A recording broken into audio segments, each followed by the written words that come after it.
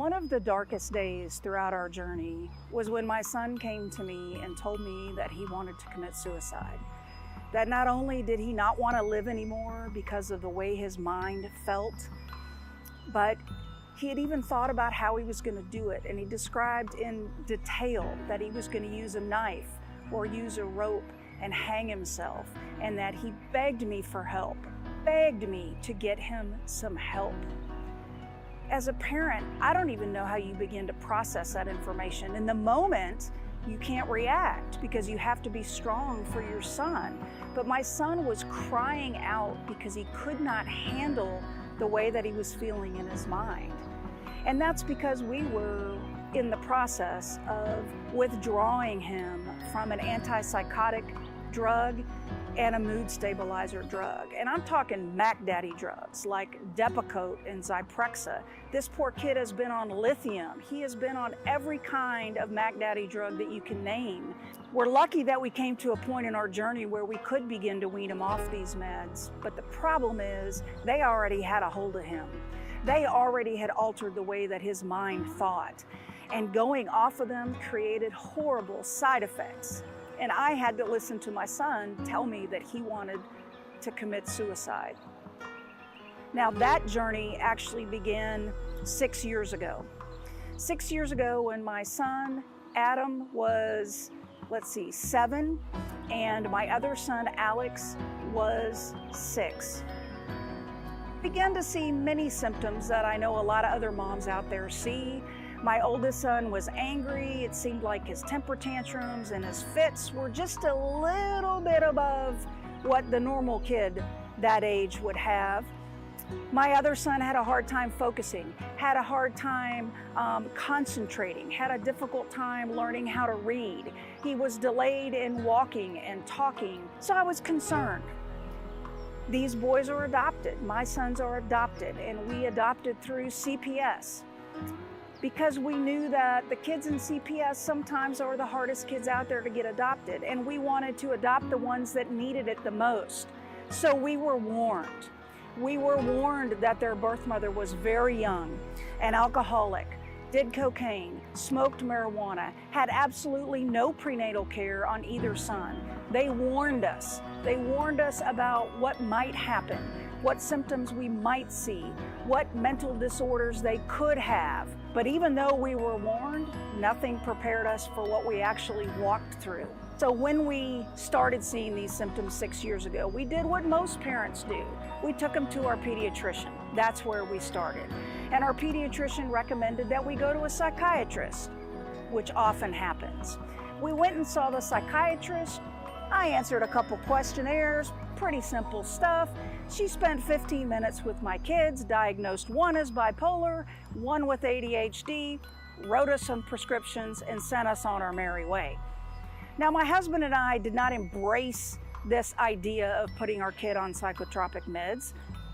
I don't think any parent would. I mean, maybe there's some out there that like to do it because it kind of calms their kids down and they listen and they're not so hyperactive, but it ate me alive. I knew that this was not going to be good for them. So we prayed about it. We talked to other doctors. We got multiple opinions, and everybody told us that if our kids were going to have any sort of quality of life, they had to be on these medications. And because we're trained our entire lives to listen to the doctors, we finally gave in and listened to the doctors, thinking that they know best. That's how it's supposed to be. So we began medicating my children. My son Adam, who we were told is bipolar, has been on, I think, 9 or 10 different meds throughout the 6 years. Never really worked fully, so we would wean off one, ramp up on another, then we'd have to wean down on that, ramp up on another. His body went through so much. But we kept going. We didn't feel like we had a choice. We'd go see our doctor every 6 weeks. She'd ask me 2 or 3 questions. The med dose would be up or down. She'd add a little, take a little away, and send us on our way. Well, fast forward to now. Let me just say, God bless the Dr. Phil show. And the reason I say that is, okay, I'm going to tell you the truth. My guilty pleasure is watching the Dr. Phil show. I've watched it from, season 1, episode 1. And I noticed over the years that there was a doctor on the show named Dr. Lawless.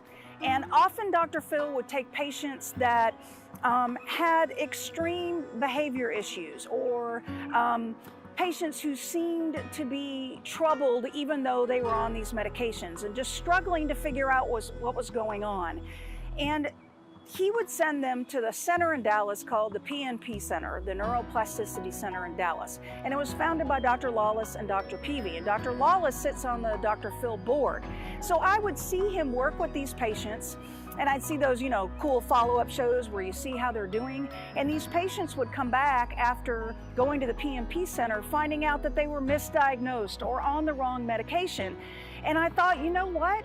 My husband and I have laid awake at night for years, feeling like we were missing a piece of the puzzle, that we just didn't have all the information about what was going on with our boys. So I thought, well, I bet the PNP Center only takes Dr. Phil gifts, right? Like, they're not going to take just some average mom off the street. I called, I filled out, I don't even know, what seemed like 712,000 sheets of paper, and originally we were denied. And the reason we were denied is because my son was having hallucinations. Not because he was bipolar, but because of the medication that he was on. And they don't take anybody that's had any breaks with reality. Didn't give up. Had a 3-hour-long interview with 9 doctors to sell them on letting my sons come. We went, 2 days worth of full neurological assessments, everything you can name. But the one test that gave us the most information was the QEEG, or better known as the brain map. This test saved my son's lives. It helped us determine that my oldest son is not bipolar, but was actually having some epileptiform type seizure activity in his brain. And my younger son does not have ADHD, but is in fact just riddled with anxiety. Now soak that in. That means that my kids were misdiagnosed and wrongfully medicated for 6 years. 6 years of their lives where their brains are doing the most development, and I didn't know what I didn't know, and I kept pumping them full of these drugs that alter their brain. Try and sit with that guilt as a parent. It's not easy to do. It's not easy to do. So when we got the assessment from the PNP Center, they recommended that we go to the Sandstone Center for Neurofeedback, which is right by my house outside of Houston, Texas. And 5 months later, I can tell you that this therapy has worked wonders. They also recommended that we do some behavioral and auditory vision testing on my youngest son, Alex. Turns out, in the visual processing arena, the auditory processing arena, so I'm not talking eyesight, I'm not talking hearing, I'm talking about the brain's ability to process what it sees and what it hears. In relation to visual and auditory processing, my poor youngest son is a hot mess. And the symptoms from having visual processing issues mimic ADHD, which is why he was wrongfully diagnosed. So between the neurofeedback training and the behavioral vision therapy that my sons are going through, I could tell you 5 months later, after finding out that we've been through so much hell in the last 6 years, because of these treatments, my kids are drug-free. We are not on any antipsychotics, mood stabilizers, stimulants, class 2 this, psychotropic that. None. I never thought we would get to this day. I never thought that we would get to this day. And I have to tell you that the journey has been rough. The journey has been unbearable at times, but it's not anymore. We're coming out the other side.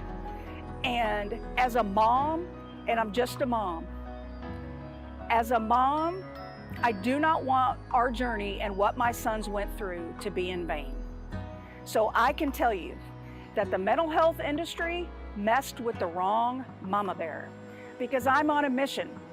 I am on a mission until my last dying breath to help increase awareness for the injustices that are going on in the mental health arena right now. I really want to help other moms who are in the process or just starting out in the process of figuring out what's going on with their kids and going through testing and diagnosis. I want to make them aware of the things that I was not made aware of. The current standard of care practices in the psychiatry industry does not include non-invasive testing like the brain mapping, like behavioral and auditory vision testing. It doesn't include that. So I wasn't given the option of trying non-medication, non-invasive treatments first. Nobody ever told me. Why is that? Whose job was it to tell me? Whose job was it? Because whoever's job it was, I wish those people lived in my house the last 6 years and could see what my boys have gone through. But not anymore. Gonna make a difference now. We're gonna shout as loud as we can from the rooftops from an advocacy standpoint. And that's what the Mental Health Mom is committed to doing from here on out. 3 things that I really want to focus on from an advocacy standpoint. The first is just helping increase awareness that this type of non-invasive testing and treatment occurs. I didn't know what I didn't know, and I know that other parents out there don't know either. So how do we increase that awareness? Second, how do we get insurance companies to cover this? You know, I'm not special. My kids aren't any better than any other kids, but insurance companies don't cover any of this testing or treatment options. None of it. So just because I may have a little bit more money in my savings account, that means that my kids are going to get treated and somebody else's aren't? No, that is wrong. This type of treatment should be covered by insurance. It should be readily accessible and cost effective for everyone. Every mom out there who needs it. Every parent who needs this for their kids. And finally, we have got to stand up and demand, urge, encourage lawmakers to change the laws. It should be required that a psychiatrist, any type of doctor, exhaust all non-invasive types of testing and treatment options before they are allowed to prescribe these Mac Daddy medications. It's really not that complicated. Why aren't we trying to exhaust every non-invasive treatment available before we drug our kids? Like, this is Logic 101. I'm not a rocket scientist. This is so simple, but why isn't it happening? Well, I think a big reason why it's not happening is because of Big Pharma and their influence and their lobbying with lawmakers and our government, and that has got to stop. I'm not saying that there's not a place for Western medicine, and there are people who genuinely are bipolar and may need these medications in order to survive and have any quality of life. But I'm talking about making sure that we are diagnosing the right way the first time, so that kids don't have to go through 6 years of these drugs altering their brain before they're able to get some help. So I think we have to increase awareness that this type of testing and treatment exists. We have to work with insurance companies to cover this so that it's readily accessible and cost effective to everybody. And we have to fight to get the laws changed. I encourage you to join me in that fight. If you go to my website, www.mentalhealthmom.life, not .com, but .life, you can see a myriad of articles I've written throughout our 6-year journey. There's a video blog of what's happened since we found out the kids were misdiagnosed and wrongfully medicated. There's a resources tab. There's an advocacy tab. You can sign petitions. You can help stand behind me in this fight.